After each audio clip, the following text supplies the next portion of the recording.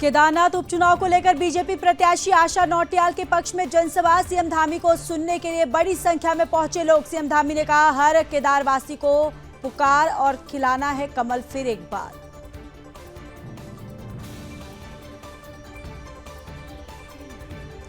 मसूरी विधानसभा की 11 वार्डों की 447 आंगनवाड़ी केंद्रों के लिए खेल सामग्री वितरण कार्यक्रम। कैबिनेट मंत्री गणेश जोशी ने पढ़ाई और खेल से जुड़ी सामग्री बांटी।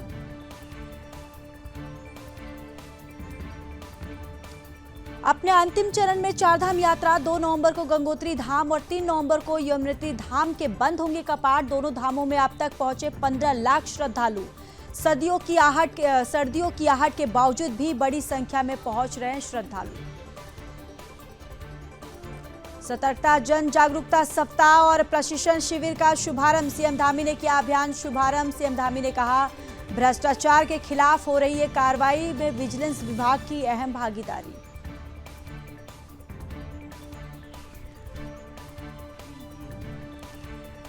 राष्ट्रीय स्वास्थ्य मिशन संविदा संगठन के कर्मचारियों ने किया सचिवालय कूच। नियमितीकरण की मांग की। संविदा कर्मचारियों और पुलिस के बीच हुई नोकझोंक। संविदा कर्मचारियों का आरोप, सरकार नहीं ले रही है सुध।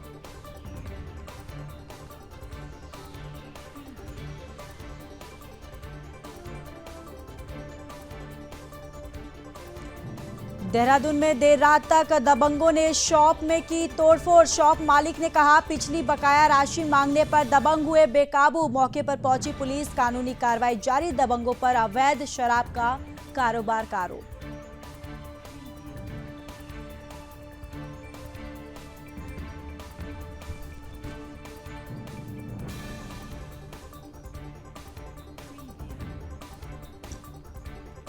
हल्द्वानी अग्निशमन विभाग की दीपावली को लेकर तैयारी पूरी। एसपी और सीएफओ ने फायर हाइड्रेंट थ्रल का किया निरीक्षण। प्रशिक्षण के साथ किया जा रहा है फायर ऑडिट। स्कूलों को मेल से फायर सेफ्टी की जानकारी देने के निर्देश।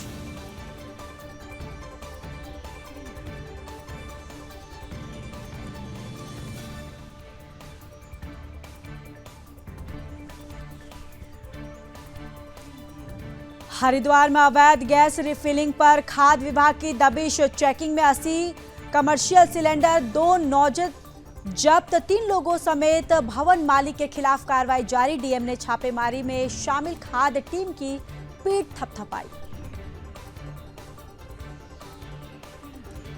सितारगंज में आबकारी टीम ने दी अवैध शराब निर्माण के अड्डे पर दबिश। 40 लीटर कच्ची शराब और 2200 किलोग्राम लहन नष्ट। टीम ने अवैध शराब निर्माण की 2 भट्टियों को नष्ट किया।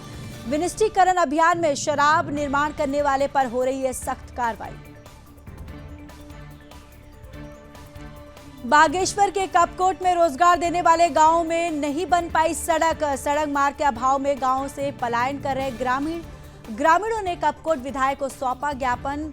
गापानी तक सड़क मार्ग निर्माण के लिए दिया ज्ञापन।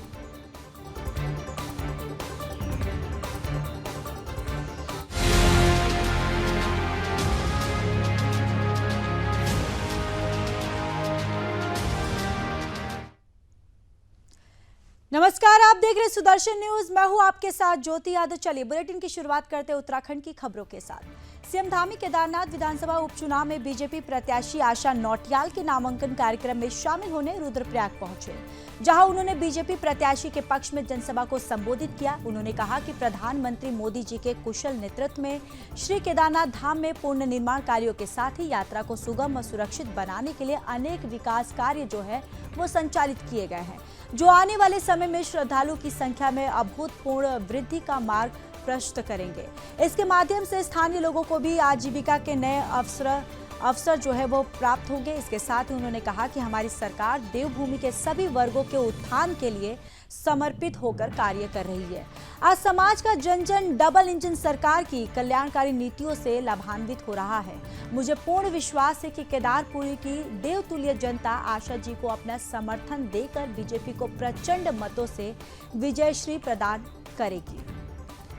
तो केदारनाथ उपचुनाव को लेकर बीजेपी प्रत्याशी की यहां जनसभा की गई है और सीएम धामी को सुनने के लिए बड़ी संख्या में लोग पहुंचे। देखिए, आप तस्वीरों के माध्यम से भी देख सकते हैं कि यहाँ मुख्यमंत्री पुष्कर सिंह धामी को सुनने के लिए जो भीड़ है किस तरीके से यहाँ पर नजर आ रही है। मुख्यमंत्री पुष्कर सिंह धामी यहाँ पर लोगों का अभिनंदन करते हुए भी नजर आ रहे हैं। बीते 10 वर्षों में तेजी से केदारनाथ का विकास हुआ है। मुख्यमंत्री के द्वारा ये बातें कही गई। उन्होंने कहा है कि हर केदारवासी की पुकार खिलाना है कमल फिर एक बार, यानी कि उन्होंने ये कहा है कि केदारवासी के लोगों की बस यही एक पुकार है कि फिर से कमल को खिलाना है।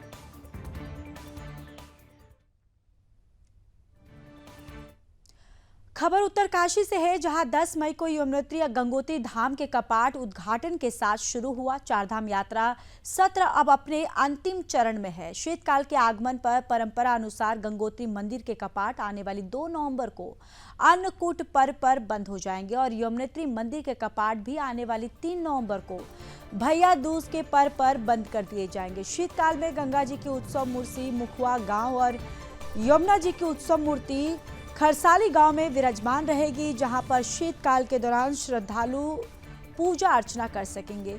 चारधाम यात्रा के वर्तमान सत्र के अंतिम दौर में सर्दियों की आहट के बावजूद गंगोत्री और यमुनोत्री धाम में बड़ी संख्या में श्रद्धालुओं का आवागमन हो रहा है। इस यात्रा काल में अब तक इन दोनों धामों में पहुंचने वाले यात्रियों का आंकड़ा 15 लाख को पार कर गया। अभी तक यमुनोत्री धाम में 7 लाख से अधिक और गंगोत्री धाम में 8 लाख से अधिक श्रद्धालुओं का पदार्पण हो चुका है।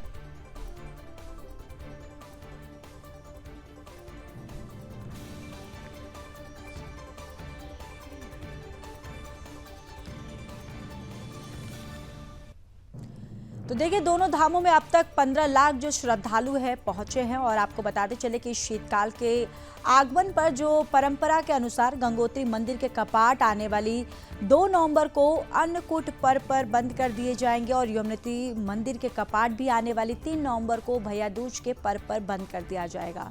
और शीतकाल में गंगा जी की उत्सव मूर्ति जो है वो मुखवा गांव और यमुना जी की उत्सव मूर्ति खरसाली गांव में विराजमान रहेंगे, जहां पर शीतकाल के दौरान श्रद्धालु जन पूजा अर्चना कर सकेंगे।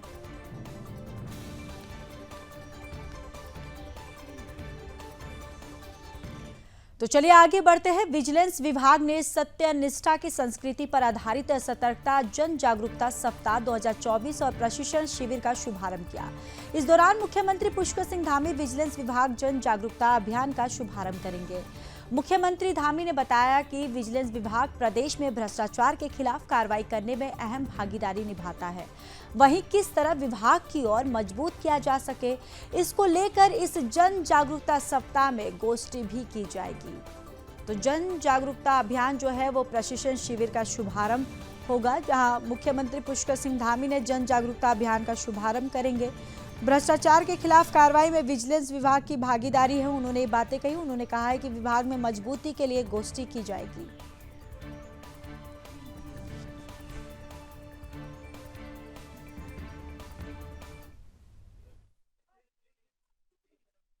देखिए, विजिलेंस एक ऐसी संस्थान है जो कि व्यवस्था में अगर कहीं गड़बड़ी होती है, कहीं कोई भ्रष्टाचार की शिकायत होती है, उसको ख़त्म करने के लिए, उसके विरुद्ध कड़ी से कड़ी कार्रवाई करने के लिए ये एजेंसी बनी हुई है। जैसा माननीय मुख्यमंत्री जी की सोच है, जैसे इस सरकार की नीति है कि जीरो टॉलरेंस, हमें भ्रष्टाचार के खिलाफ जीरो टॉलरेंस की नीति है, तो हमारा ये जो सतर्कता अधिष्ठान है उसी नीति पे और उसी दृष्टिकोण से काम कर रहा है। पिछले 3 साल में काफ़ी अच्छी कार्रवाई की गई है सभी विभागों में जहाँ जहाँ इस तरह की शिकायतें मिली है। देखिए, ये इसके पीछे हेतु है कि राज्य के अंदर एक ऐसी व्यवस्था बने, ऐसी व्यवस्था प्रभावी हो जिसमें भ्रष्टाचार का कोई स्थान नहीं है। और हमारा ये पूरा संस्थान राज्य के अंदर हर जगह पारदर्शिता को स्थापित करने में अपनी महत्वपूर्ण भूमिका निभा रहा है। 66 ट्रैप के केस में इसमें 75 से ज़्यादा लोग जेल की सलाखों के पीछे गए हैं। इसको हम और प्रभावी बनाएंगे। राज्य के अंदर पूरी तरह से भ्रष्टाचार को समाप्त करने में जीरो टॉलरेंस की नीति के आधार पर पूरी पारदर्शिता के साथ काम हो। उसके लिए इसको सशक्त बनाने में हम लोग शासन की तरफ से भी हमने कहा है कि जो भी यहाँ पर इस ढांचे को और मजबूत करने के लिए आवश्यकता करें।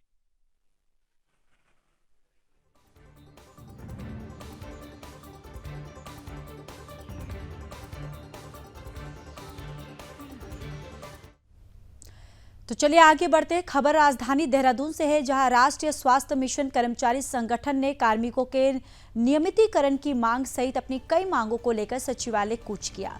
सभी कर्मचारी परेड ग्राउंड में इकट्ठे हुए और सचिवालय के लिए कूच किया। इस दौरान सुरक्षा की दृष्टि से सचिवालय के पास काफी संख्या में पुलिसकर्मी मौजूद रहे। सचिवालय कूच कर रहे संविदा कर्मचारी और पुलिस के बीच इस बीच तीखी नोकझोंक भी हुई। सचिवालय से कुछ दूर पहले ही संविदा कर्मचारी सड़क पर धरने पर बैठ गए। संविदा कर्मचारियों की मांग है कि आउटसोर्स के कार्यरत कर्मचारी नियत मानदेय पर तैनात करें और जिनको वार्षिक वेतन वृद्धि और बीमा आदि लाभों से वंचित रखा गया है। उन्होंने बताया कि कर्मचारी लंबे समय से नियमितीकरण की मांग कर रहे हैं, लेकिन सरकार उनकी सुध नहीं ले रही है।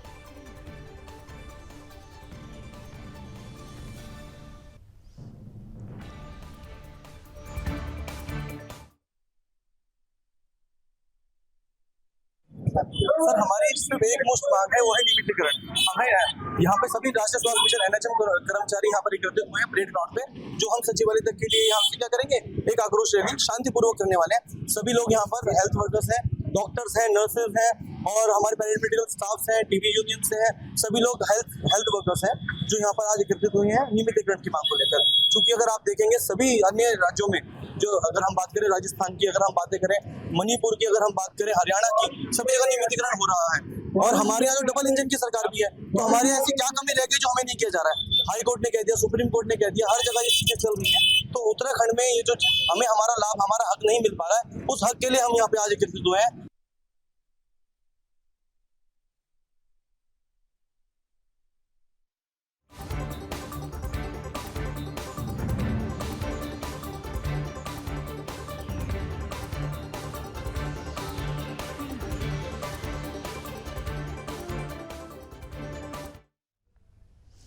खबर हल्द्वानी से है, जहां शहर में दीपावली त्योहारों को देखते हुए अग्निशमन विभाग लगातार अभियान चला रहा है, जिसको देखते हुए एसपी सिटी प्रकाश चंद्र ने सीएफओ गौरव किरार के साथ सभी फायर हाइड्रेंट स्थल का निरीक्षण कर उन्हें चलवा कर देखा।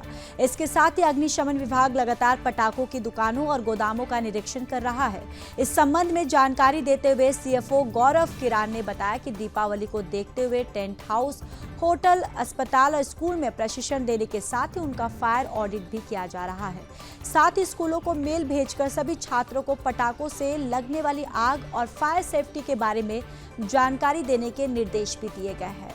तो अग्निशमन विभाग की दीपावली को लेकर जो तैयारियां हैं वो पूरी तरह से यहां पर कर ली गई है और एसपी सीएफओ ने फायर हाइड्रेंट स्थल का निरीक्षण भी किया है, जहां प्रशिक्षण के साथ ही यहाँ पर फायर ऑडिट भी सीएफओ के द्वारा किया जा रहा है, जहां स्कूलों को मेल से फायर सेफ्टी की जानकारी देने के निर्देश दिए गए हैं। यहाँ पर टोटल पटाखों वाले की बात करी जाए तो 12 दुकानें पटाखों की और एक गोदाम है, जिसकी समय समय पर निरीक्षण करा जा रहा है। और दिवाली की सुरक्षा की बात करें तो जो पिछली बार जो टेंट हाउस का हादसा हुआ, उसको देखते हुए सारे टेंट एसोसिएशन, होटल एसोसिएशन, लीसा डिपो और हॉस्पिटल और स्कूलों में प्रशिक्षण और उनको फायर ऑडिट किया गया है, जिससे जो आने वाले हम कोई भी हादसे को रोक सकते हैं। और इस बार स्कूलों को भी हमने मेल के थ्रू बोला गया है कि असेंबली में सब बच्चों को बताया जाए फायर के संबंध में और पटाखों का सेफ्टी के बारे में।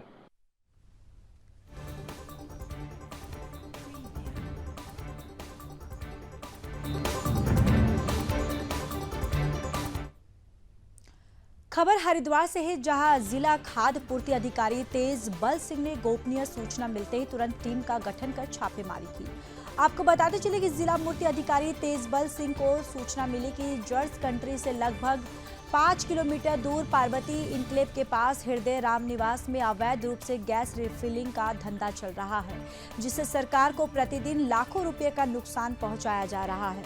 जिला पूर्ति अधिकारी अपने नेतृत्व में क्षेत्रीय खाद्य अधिकारी रवि सनवाल मूर्ति निरीक्षक मुकुल शर्मा मूर्ति निरीक्षक सतीश के साथ बनाए गए स्थान पर पहुंचे।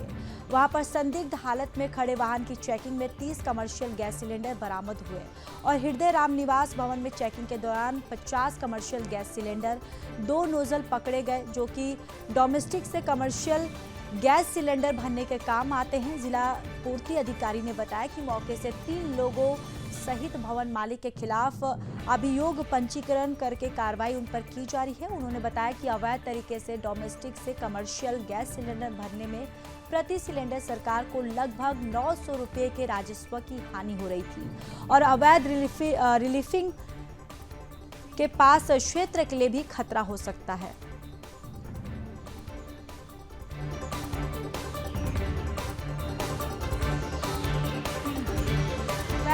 गैस रिफिलिंग पर खाद्य विभाग की जो दबिश दी गई है और चेकिंग में 80 कमर्शियल सिलेंडर 2 है और 2 नोजल जब्त किए गए हैं और 3 लोग समेत भवन मालिक को भी इस पूरे प्रकरण में, इस पूरे मामले में उनको गिरफ्तार कर लिया गया है। आगामी दिवाली त्योहार को दृष्टिगत रखते हुए जिलाधिकारी महोदय द्वारा कई बार समय समय पर निर्देश दिए गए कि अवैध रिफिलिंग के सिलसिले में भी कार्रवाई की जानी चाहिए और इसी सिलसिले को आगे बढ़ाते हुए मुखबिर के माध्यम से जो हमें जानकारी मिली वो नेशनल हाईवे भादराबाद क्षेत्र में एक गोदाम है जिसकी रेकी की गई, जानकारी प्राप्त की गई और वहाँ पर जब मौके पर पहुँचा गया तो वहाँ देखा गया कि एक अच्छा खासा जखीरा लगभग 73 सिलेंडरों का एक जखीरा वहाँ पे अवेलेबल था। ये कमर्शियल सिलेंडर थे। इस बात की पूरी संभावना है कि डोमेस्टिक से इस कमर्शियल में रिफ़िल किया जाता है और जिसको अवैध तरीके से फिर हर जगह पहुंचाई जाती है।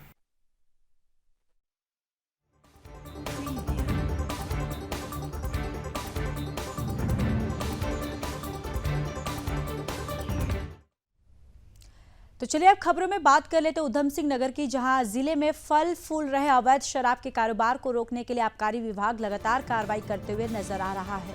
विभाग कच्ची शराब को लेकर विनिष्टीकरण अभियान चलाकर कार्रवाई कर रहा है। इसी क्रम में विशेष प्रवर्तन अभियान के तहत खटीमा क्षेत्र में जिला आबकारी अधिकारी राजीव सिंह चौहान के निर्देशन पर आबकारी टीम की ओर से अवैध शराब निर्माण और बिक्री के अड्डों के समूल विनिष्टीकरण में सितारगंज के शक्ति फार्म से बसगर गांव के पास नाले पर चल रहे अवैध शराब निर्माण के अड्डे पर दबिश दी गई। कार्रवाई के दौरान टीम ने अवैध शराब निर्माण कर रही 2 भट्टियों को मौके पर नष्ट किया। इसके साथ ही वहां से 40 लीटर कच्ची शराब और 2200 किलोग्राम लहन को भी नष्ट किया है। आबकारी निरीक्षक लालू राम ने बताया कि उधम सिंह नगर जिले में किसी भी सूरत में कच्ची शराब का कारोबार पनपने नहीं दिया जाएगा। इसको लेकर समय समय पर अभियान चलाकर इसका निर्माण करने वाले लोगों पर सख्त कार्रवाई की जा रही है। उन्होंने बताया कि अवैध शराब को लेकर विभाग का अभियान जो है वो निरंतर जारी रहेगा।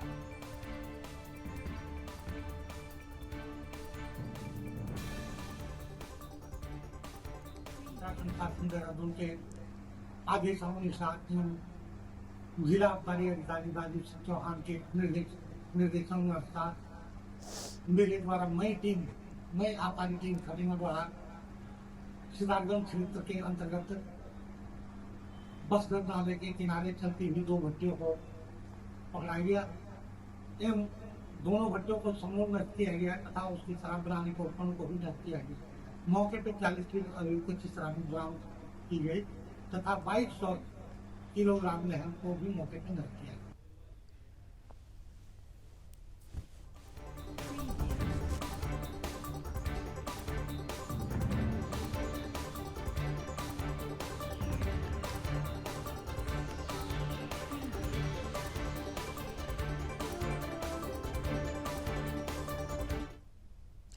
खबर टिहरी के प्रताप नगर से है, जहां उपली रमोली के 11 गांव में समिति बनाकर गांव में शराबबंदी का निर्माण किया जा रहा है और पिछले 1 महीने से शराबबंदी को लेकर संघर्षरत राज्य आंदोलनकारी देवी सिंह पवार, पत्रकार केशव रावत, बीजेपी मंडल अध्यक्ष राजपाल राणा ने कुंडियल गांव में बैठक कर गांव में समिति बनाकर लोगों को शराब ना पीने की शपथ दिलाई।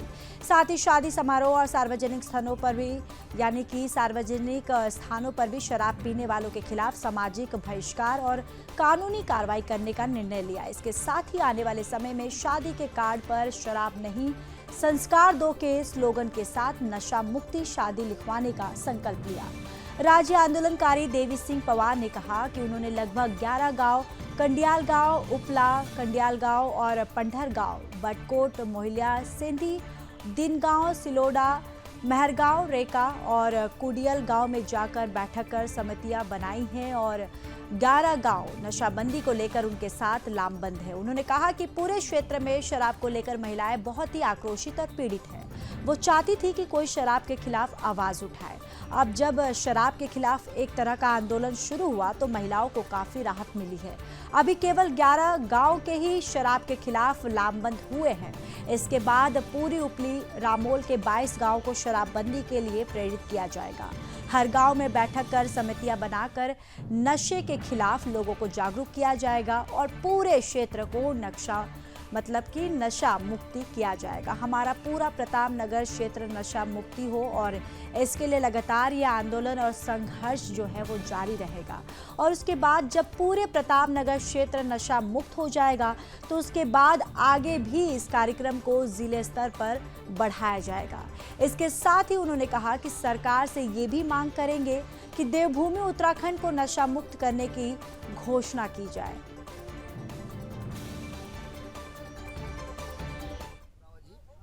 और हम इस मुहिम को इसलिए चला रहे हैं कि हमारा समाज जो गर्त की ओर जा रहा है, नशे की प्रवृत्ति में हावी हो रहा है, उसको रोकथाम करने के लिए हमें हर ग्राम पंचायत में मातृशक्ति और नौजवानों और बुजुर्गों का साथ मिल रहा है।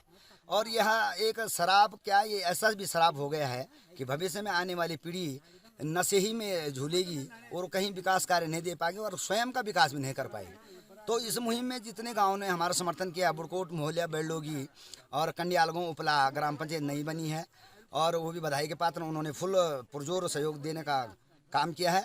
और पूर्व में जो कंडियाल गाँव ग्राम पंचायत है सयान खोला वाली, उन्होंने भी पूर्व में भी सहयोग दिया और वर्तमान में समय में सहयोग। पर्ण गाँव और महरगाँव में भी आज हमारी बैठक थी, वहाँ पर हमारी समिति बनी है नशा मुक्ति की। और रेका में भी हमें जो है पूर्ण सहयोग मिल रहा है और इसी प्रकार अन्य गाँव में भी मिलेगा। लोगों को जरूरत थी, किसी ने मुद्दा उठाना था, लोग चाह रहे थे कोई उठाए और हमें भगवान ने मुझे ये प्रेरणा दी है, मुझे ये काम सौंपा है। इसके लिए मैं अपने को सौभाग्यशाली समझता हूँ।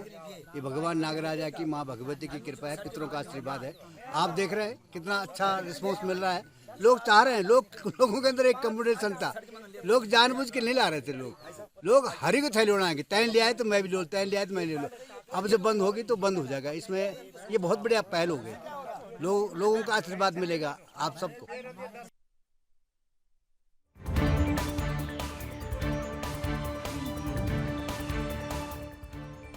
तो देखिए, टिहरी से खबर है जहां पर शराब को लेकर यहां पर अभियान चलाया जा रहा है और 11 गांव ने समिति बनाकर शराबबंदी का यहां निर्णय लिया गया है। जहां नशा को लेकर यहां पर अभियान चलाया जा रहा है और स्लोगन लिखा जा रहा है शादियों के कार्डों पर कि नशा नहीं, संस्कार दो। स्लोगन के साथ जो विवाह के कार्ड है वो छपेंगे और शराब परोसने वालों का यहाँ सामाजिक बहिष्कार किया जाएगा। तो देखिए, टिहरी में जो महिलाएं हैं वो भी काफ़ी परेशान थी और जिसको लेकर ये अभियान चलाया जा रहा है और इस अभियान की महिलाओं के द्वारा जो सराहना है वो भी की जा रही है।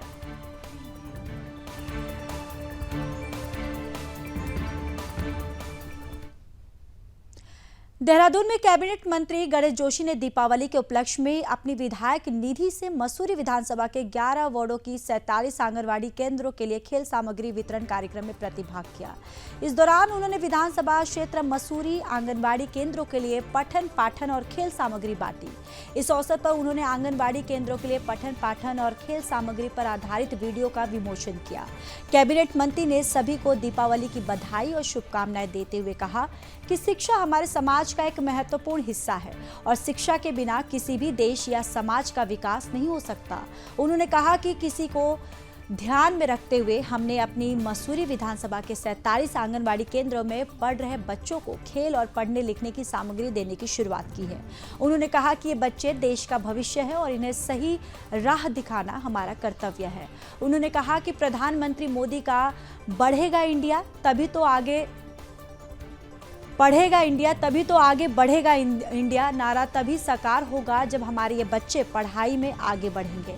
उन्होंने कहा कि प्रधानमंत्री मोदी के मार्गदर्शन और मुख्यमंत्री धामी के नेतृत्व में सरकार ने निरंतर किए जा रहे जनहित के कार्यों को आगे बढ़ाते हुए मसूरी विधानसभा क्षेत्र के सभी आंगनबाड़ी केंद्रों के बच्चों को निःशुल्क पठन सामग्री, खेल सामग्री, वाटर बॉटल, टिफिन बॉक्स और अन्य जरूरी सामग्री देने का निर्णय किया गया है।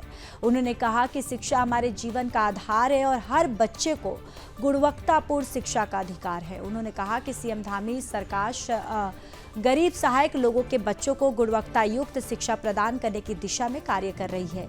इस अवसर पर भाजपाईओं और राष्ट्रीय उपाध्यक्ष नेहा जोशी, मंडल उपाध्यक्ष प्रदीप रावत समेत कई लोग मौजूद रहे।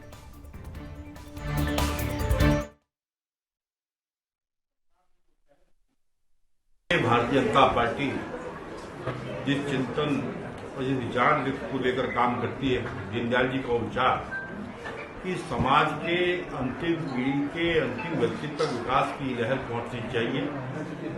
आज मैं अपने विधानसभा के 47 आंगनबाड़ी केंद्र की कार्यकर्तियों को पठन पाठन व खेल सामग्री हमने वितरित की है, क्योंकि ये गरीब घरों के वो बच्चे तो स्कूल जाने से पहले अमीर घरों के बच्चे तो प्ले ग्रुप में जाते हैं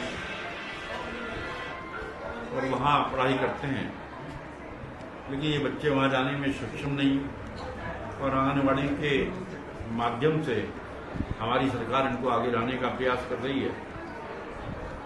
और आज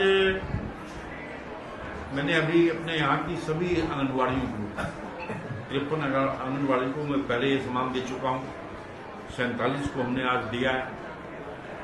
और इसी प्रकार मैंने अपनी विधानसभा क्षेत्र के 98% स्कूलों में हमने ये सुनिश्चित कर दिया है कि बच्चे जमीन पर नहीं बैठेंगे। मैंने अपनी अवेलेबल फंड का अधिक से अधिक खर्च विद्यालयों पर, उनके फर्नीचर पर, बच्चों को अन्य सामग्री की पूर्ति करने पर किया है।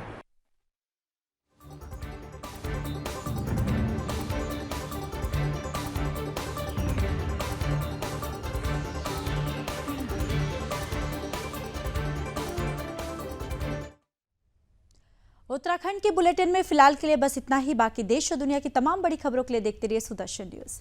जय हिंद।